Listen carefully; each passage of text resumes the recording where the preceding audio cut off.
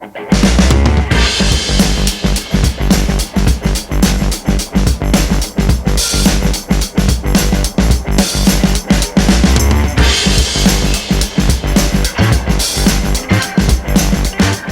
tout le monde, c'est Starter.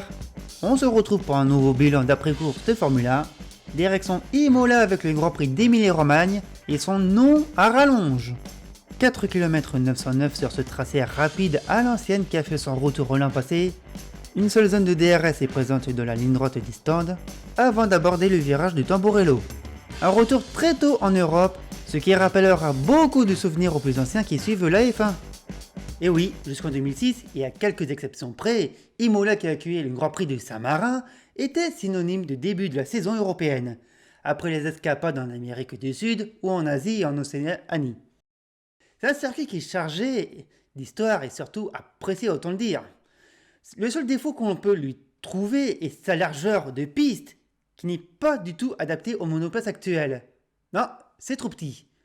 Mais il faut noter aussi sa rigueur et sa spécificité à être une piste rapide et technique, et encore à l'ancienne. Ça lui donne du cachet à Imola. Et c'est surtout un retour très rapide en Europe, quand ces dernières années, il se faisait d'habitude vers le mois de mai. Et un peu plus frileux également au niveau météo. D'ailleurs, la météo, elle nous a bien aimé la course. Surtout, ça fait 3 semaines que les équipes et les pilotes n'ont pas roulé ailleurs que Bahreïn. Oui, sur un mois de roulage, les équipes n'ont connu que la piste de Manama. Ah, quand t'es dans le désert, depuis bien longtemps. Et la différence se fait sentir, je l'ai dit, car la météo est assez fraîche, on n'est jamais revenu aussi vite en Europe par rapport à ces dernières années, mais cela promet un beau week-end de course en perspective. À condition que la fibre optique ne tombe pas en panne, pardon. Oui, parce que qui peut imaginer un week-end de course, ou alors la moindre séance avec une panne complète des données des communications? Personne, bien sûr. Et pourtant, le problème matériel a handicapé tout le paddock. Que ce soit les équipes, les télés, le temps d'une séance, tout le monde a dû faire à l'aveugle. Enfin presque, quelques datas ensemble étaient encore présents. Mais sinon, personne roulait. Mais c'était intéressant quand même. Bon, ça n'a pas empêché un accrochage entre Ocon et Perez, ça faisait longtemps. Les deux ont jugé une incompréhension, ils n'ont pas reçu de pénalité. Pour une fois que les commissaires étaient cléments sur un truc, et de toute façon, ils n'avaient pas le choix, ils n'avaient pas les images. On aurait eu les images du direct sur le moment, je peux vous garantir que l'un des deux aurait pris une sanction sévère. À part ça, il y a eu un peu de casse également chez les autres, un peu de carbone, de transmission, de l'échappement qui a mal tourné. Et on n'est qu'à la deuxième course de l'année quand même. Il y a eu aussi de la casse le samedi, et surtout de la performance. Et c'est dans la première rubrique, les qualifications. Allons-y. Les qualifications étaient animées, et surtout très regroupées. Avec, pour commencer, les résultats, et je vous conseille de faire pause pour voir les écarts. Lewis Hamilton, 99e pole position en carrière avec un chrono de 1:14.411 palindrome. Devant les deux Red Bull de Perez et Verstappen et la Ferrari de Leclerc. Pierre Gasly devant les deux McLaren de Ricciardo et Norris. Bottas 8e qui devance Ocon et Stroll, sans chrono.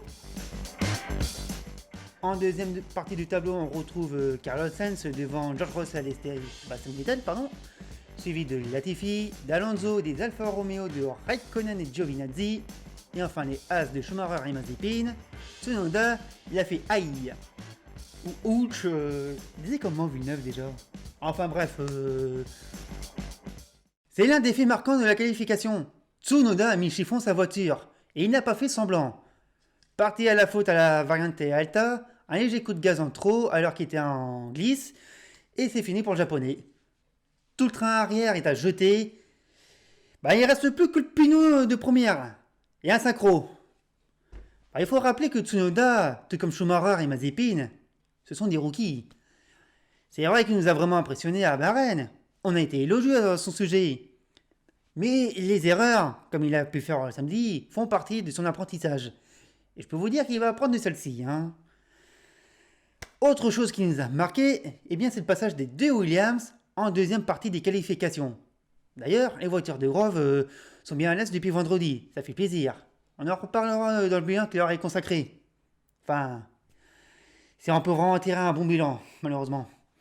On a aussi une performance qui fut effacée, hélas, mais qui nous a interpellés quand même. Enfin, moi, elle m'a interpellé, je sais pas vous. C'est celle de Lando Norris. Samedi matin, il était dans une grande forme avec le deuxième temps de la séance. Et puis en qualification, il était en feu. Ah, vraiment. Sauf qu'il en a trop fait. Bon, il a perdu des bonnes places sur la grille. Bêtement. Son chrono de sa première tentative, qui était de 1:14,875, c'est celui qui a été gardé. Et celui qui a fait à sa deuxième tentative, 1:14,454. Il aurait pu être à 43 centièmes de la pole d'Hamilton, à la deuxième ligne intercalée entre les Red Bull. Sauf que des virages sont sous surveillance électronique, contrairement à Bahreïn, on va pas revenir là-dessus. Norris en a fait un peu trop au virage 9, presque rien, mais suffisamment pour effacer son chrono. Voilà. Et je voudrais aussi revenir sur la pole de Lewis Hamilton.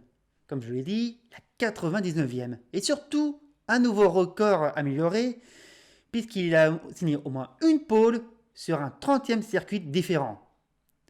Il nous a sorti un tour stratosphérique. Et au vu des écarts avec les Red Bull, c'est impressionnant.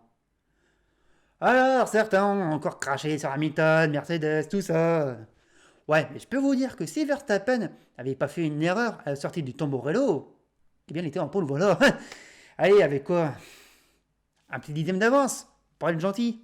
Mais vraiment, sérieusement, les écarts sont presque réduits à néant ce week-end. Et puis, vous avez une Mercedes face à deux Red Bull, dont une qui pourrait faire le départ en pneu soft, quand Hamilton et Verstappen pouvaient le faire en médium. Comment ça, ils pouvaient? Ah oui, vous savez comprendre. Alors, c'est une occasion manquée pour Red Bull, certes. Mais en performance pure, ils sont là. Ils sont présents. Et on voit bien que Mercedes va devoir faire attention le samedi maintenant. Surtout avec deux voitures contre une. Il est où Valtteri? Bon, et si certains ne sont toujours pas contents de voir une Mercedes ou Hamilton en pole, parce que oui, il y en a encore, je vous rappelle qu'il y a 23 courses cette année et qu'on n'est qu'à la deuxième. Alors, du calme, Et avant de vous retrouver pour la course, je vous mets la grille de départ et le Grand Prix d'Émilie-Romagne. On en parle juste après. À tout de suite.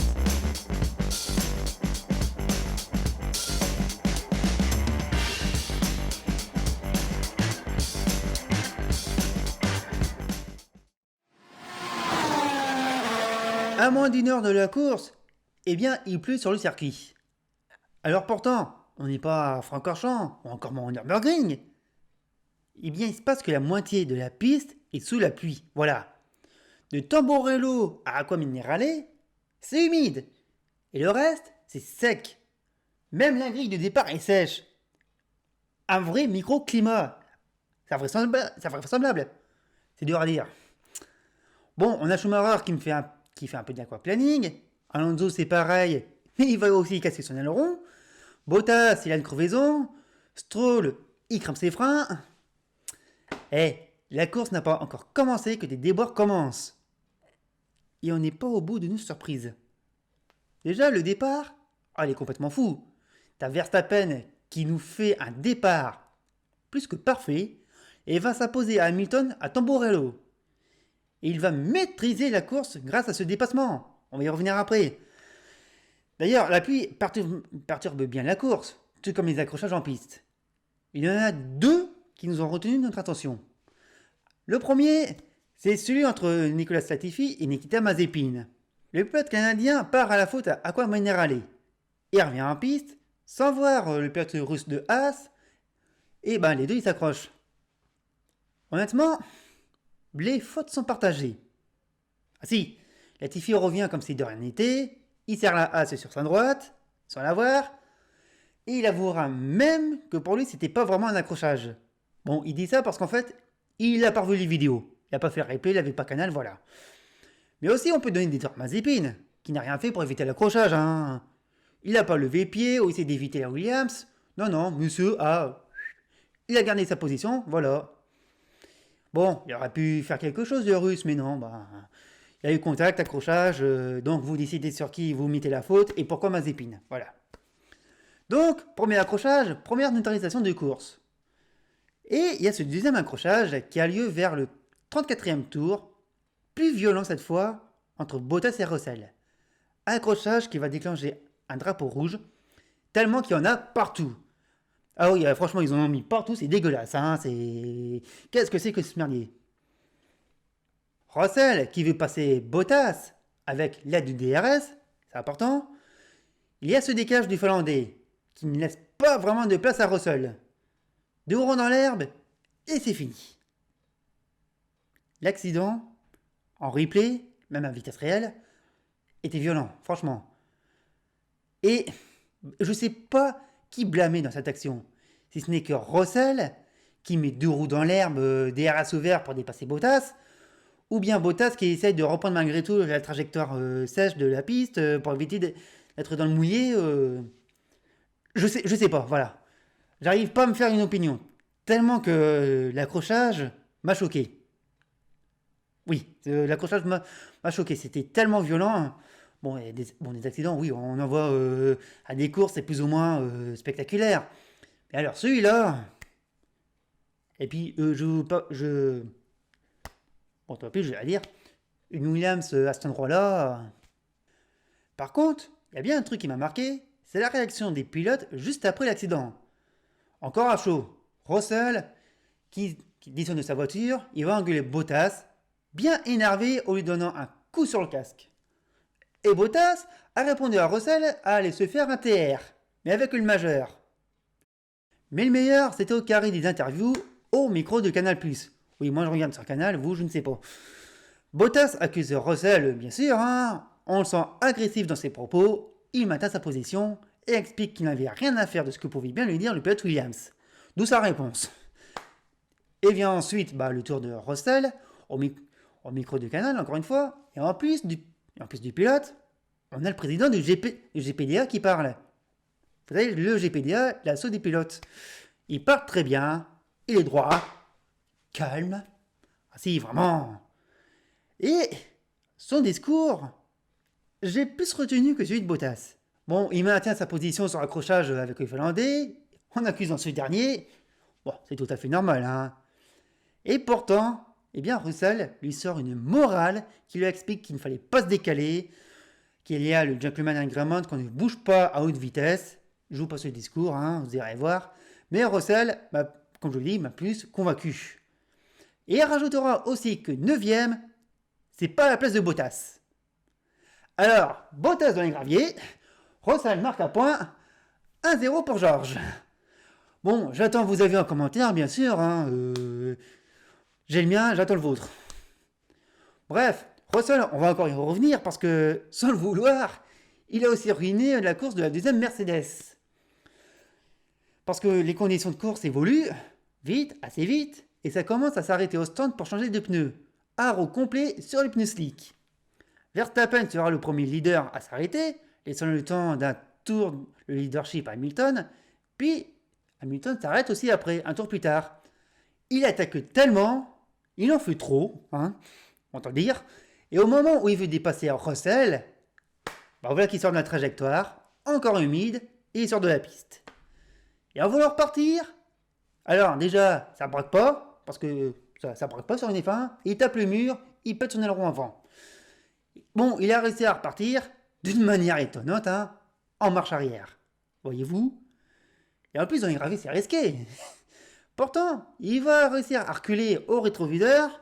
Vas-y, je manœuvre. Il y avait un commissaire qui disait ouais, tu peux y aller. Si, il y a un commissaire qui disait c'est bon, tu peux repartir.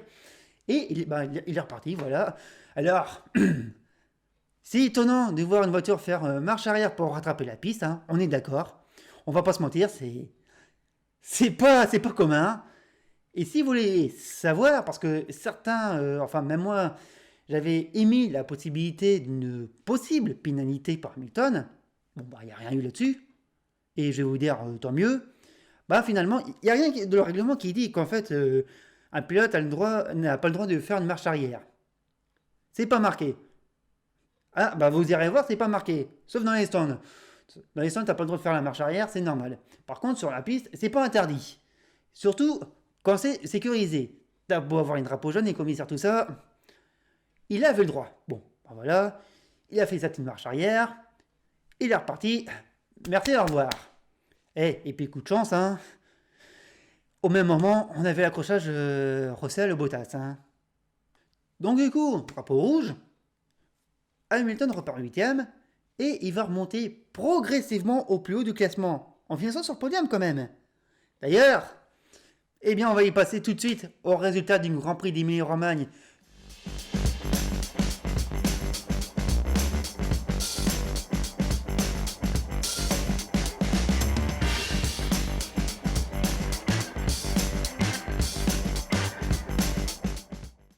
Une grosse course avec son lot de surprises, du spectacle et une confirmation que l'on aura une bataille entre Hamilton et Verstappen. Oh que oui, elle s'annonce bien cette saison. En plus avec une qualification très serrée, on leur demande. On en veut. On passe tout de suite au bilan des équipes et on commence avec Mercedes. Let's go.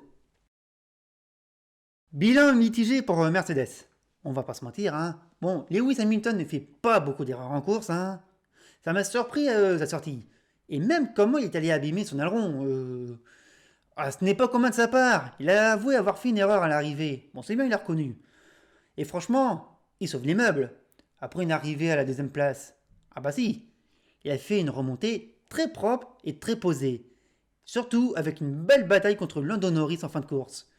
Lui, qui a rassuré le pilote anglais la veille parce qu'il avait perdu son chrono sur la grille. C'est classe. Et avant qu'il fasse sa sortie, il avait tellement préservé ses pneus intermédiaires qu'il avait même réussi à les nettoyer. Il commençait à avoir un peu de gomme et tout ça qui se barrait comme il fallait pas.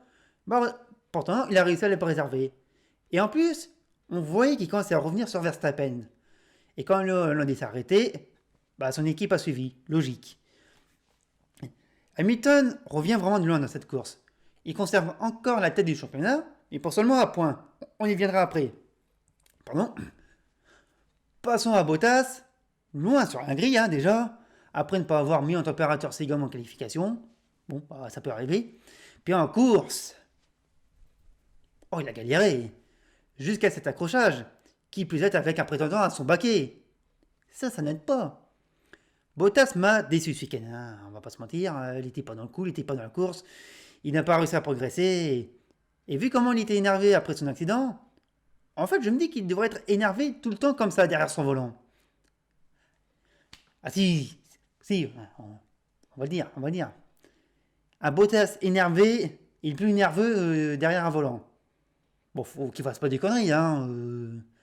Enfin bon, pas une bonne course pour lui, bilan moyen pour Mercedes malgré tout. Hein. Même si Lewis a, comme je l'ai dit, sauvé les meubles, c'est moyen. Bon, je pourrais dire aussi bilan mitigé pour Red Bull. Hein. Pourtant, tout avait bien commencé avec la meilleure qualification de l'équipe depuis très longtemps. Ah bah quand t'as qu'un seul pilote qui fait le boulot, hein, dans la Mercedes. Mais franchement, quel départ de Verstappen qui a mis à l'amende Hamilton à l'arrivée du Tamburello. Ce petit trou de souris où il est passé. Super. Et quelle maîtrise de la course. Elle n'a pas été simple pour lui avec la gestion de la météo. Et il peut remercier les courageux qui ont tenté les slicks quelques tours avant son arrêt. Je n'ai rien à redire sur sa course. Même la frayeur qu'il a eue à la relance du drapeau rouge. Je n'ai rien à dire. Son coéquipier Sergio Pérez, qui faisait une bonne course, a tout perdu avec ses sorties de piste. À volontaire, bien sûr, hein. Mais c'est celle sous la première safety car qui va lui être fatale. 10 secondes de pénalité. Le plus regrettable est qu'il termine hors des points. C'est complètement rageant parce que il a réussi sa meilleure qualification en carrière. Première ligne quand même. Sa meilleure qualification avant c'était 3ème. L'année dernière en Turquie. Là, il avait réussi un très bon coup. Malheureusement, bah, c'est un peu à refaire pour le Mexicain. Mais ça nous a quand même fait plaisir de voir qu'il est dans le coup. Et revoir de Red Bull dans le coup, c'est très prometteur. McLaren qui a réussi un coup avec Lando Norris. On le sentait vraiment en grande forme le pilote anglais depuis samedi. avec des chronos affolants en essai et aussi en qualification. Je vous disais que son chrono était annulé en qualification pour être mieux placé sur la grille. Bien finalement, je pense que ça l'a sauvé. Oui, c'est ça ce que je dis, mais il était aussi en maîtrise totale sur la pluie et même en fin de course. C'est très bien ce qu'il a fait Norris. C'est juste parfait. Bon, pour Daniel Ricciardo, c'est un peu dommage d'être éclipsé par son coéquipier. Lui qui a même dû se plier à une consigne d'équipe. Mais quand même, l'Australien est bien placé en course malgré tout, hein, on va pas se mentir. Et pardon Daniel, hein, c'est tout ce que j'ai à dire à ton sujet. Hein, mais t'inquiète pas, tu trouveras la prochaine. Allez, les mauvaises notes avec Aston Martin qui n'a pas arrêté de pleurer tout le week-end. Le ralliement ça ne va pas dans notre sens, on n'a pas le bon rack, tout ça. Du calme. Déjà, on a Stroll qui fait une belle course. Lui qui est excellent sur la pluie et qui a réussi à gérer sa voiture comme il fallait. Même s'il finit un peu loin au classement et qu'avant il a eu chaud avec un disque de frein qui faisait barbecue. Et qui n'avait pas les chipots. Hein. Bon, il ramène encore des points, ça c'est à noter. Et puis on a Vettel, déjà qui part des stands. On ne sait pas pour quelle raison. Il se prend un stop and go à cause de son équipe. Et en plus, à la fin, il est obligé d'abandonner. Et je vais vous faire un aveu. C'est très tôt dans la saison, mais Aston Martin, ça m'inquiète. Pas vous? Course moyenne pour Alpine également, qui a loupé son début de course, hein, mais qui a pu profiter des malheurs des autres pour revenir petit à petit dans le classement. Ocon a réussi à remonter pour marquer le premier point de l'équipe en F1. C'est très bien. Gros délire à dire, vous ne pouvez pas savoir. Non. Avec son coéquipier derrière lui, Alonso, qui termine 11ème, on sent que ça va être compliqué pour Alpine cette année. Oh que oui. Bon, ça, on le savait, hein, apparemment. Surtout quand ce week-end, ils ont dit qu'ils avaient des problèmes de soufflerie cet hiver. Course moyenne, comme je le disais, hein, pour les Bleus, il faut faire quelque chose hein, pour revenir au plus haut. Parce que, au plus haut, limite, essayer de mettre au moins 2 voitures dans les points. Ferrari qui a réussi un très bon résultat malgré les bévues de ses pilotes sous la pluie. si, hein, Leclerc qui va à la faute dans le tour de formation, bon, ça arrive. Et Sainz qui a galéré aussi sur la pluie, hein, avec 2-3 sorties. Et pourtant, la Scuderia signe un très bon résultat. Leclerc est peut-être au pied du podium, mais derrière lui, on retrouve Sainz qui a réussi à remonter, et ça, c'est une bonne chose pour l'Espagnol.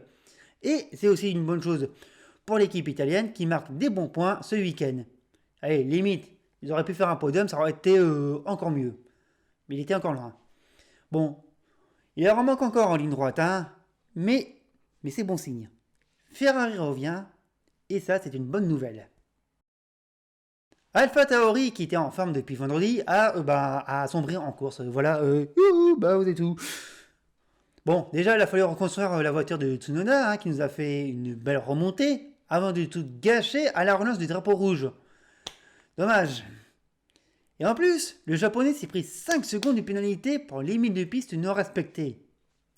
D'ailleurs, c'est le seul. C'est le seul hein, qui s'est pris ça dimanche. Et il y a aussi la stratégie de Gasly. Alors, j'ai pas compris. D'accord, les pneus pluie, c'était peut-être pas un bon choix en début de course. Mais quand même, de là à faire souffrir le pilote normand. Bon, il s'est fait déposer par tout le monde. Et honnêtement, il est vraiment chanceux de finir dans les points. Il a fait une grosse montée, mais franchement, il est chanceux parce que moi, je lui donnais pas cher hein, à Gasly. Vu comment la stratégie était pas le bon choix. Voilà, il fallait partir en inter. D'ailleurs, un autre Normand faisait pareil, mais lui, il a changé avant. Non, il a quand même du bol, Gasly. Et par contre, pour Tsunoda, c'est un peu dommage. Alfa Romeo, bien discret en course, hein. Et bien pourtant, ils étaient là. Eh oui. Et c'est le plus ancien des pilotes qui ramène le point. Et ouais, une belle course de Kimi Raikkonen, qui en a pris plein la tronche avec l'accrochage Bottas-Russell. Ah ouais, il était en première loge, le pauvre. Bon, ça fait plaisir de voir que le Finlandais est de retour dans les points. Et puis, son coéquipier Giovinazzi, qui pouvait espérer une bonne place, il finit loin, le pauvre. Alors, je ne sais pas si c'était une erreur en piste ou un arrêt au stand qui l'a fait reculer, mais c'est dommage. Oh, il était pris, il aurait pu faire un très bon résultat, mais... Ah non, c'est dommage. Ah, ça s'est fait remarquer, encore une fois, hein. Beaucoup avec Mazepin depuis le vendredi, entre ses sorties, ses réactions à la radio. Mais il a fini la course. Bon, il est loin, mais il a fini. Juste une panne de cerveau au premier tour avec Latifi. Mais sinon, il a fini avec une voiture entière. Et oui, j'ai dit du bien de Mazepin. Vous allez pas me tomber dessus quand même. Bon, il n'y a pas que lui qui a fait des fautes ce week-end. Il y a aussi Schumacher qui a bêtement perdu sa voiture en début de course en voulant chauffer sa gomme. Il avait l'air un peu bête, le pilote allemand sur le coup. Et le pire, c'est qu'il a dû refaire un tour complet de la piste parce que à cause de sa bévue, hein, des stands fermés, impossible de rentrer, on peut pas changer l'avant. Bon bah, tu sais quoi, tu parottes, tu refais un tour, tu refais deux, tu fais ce que tu veux, mais pour l'instant, tu peux pas rentrer. Voilà.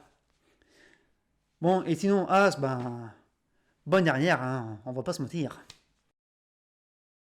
Hey, Williams qui nous a sorti une superbe qualification. Ah, les chronos ont parlé. Et même Latifi qui était dans les mêmes temps que Russell. Bon, le Canadien n'a pas encore battu son coéquipier, c'est pas près d'arriver. Mais n'empêche, ça pousse. Un peu trop, hein, parce que, bon, un joueur remet une couche avec son accrochage en début de course, hein. Bon, il l'a dit lui-même, hein, il n'a pas vu qu'il y avait Mazepin à côté de lui quand il est revenu, voilà. Et puis, l'accrochage de Russell, ah, ça a tout ruiné. Il était dans les points en plus. Ah, pardon, à en croire qu'il ne marquera jamais de points avec la Williams. Monde de merde. Voilà pour le bilan du Grand Prix des équipes. Je vous propose de passer tout de suite au classement championnat pilote et constructeur. Go!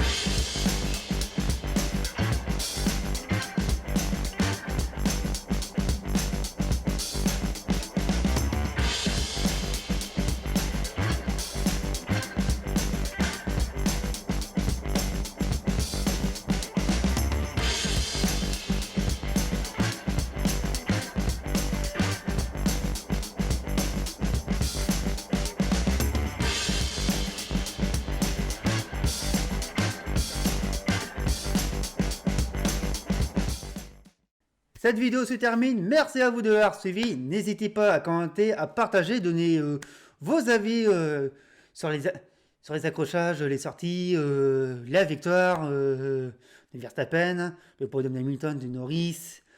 Enfin, donnez votre avis sur la course. On se retrouve très vite encore pour un Grand Prix. Cette fois, on part au Portugal où Fabio Quartararo s'est posé le jour même en MotoGP. Et bien dans 15 jours, on va retrouver Portimao. Et ouais, on part pour une tournée au sud de l'Europe. Merci à vous, bravo et à bientôt.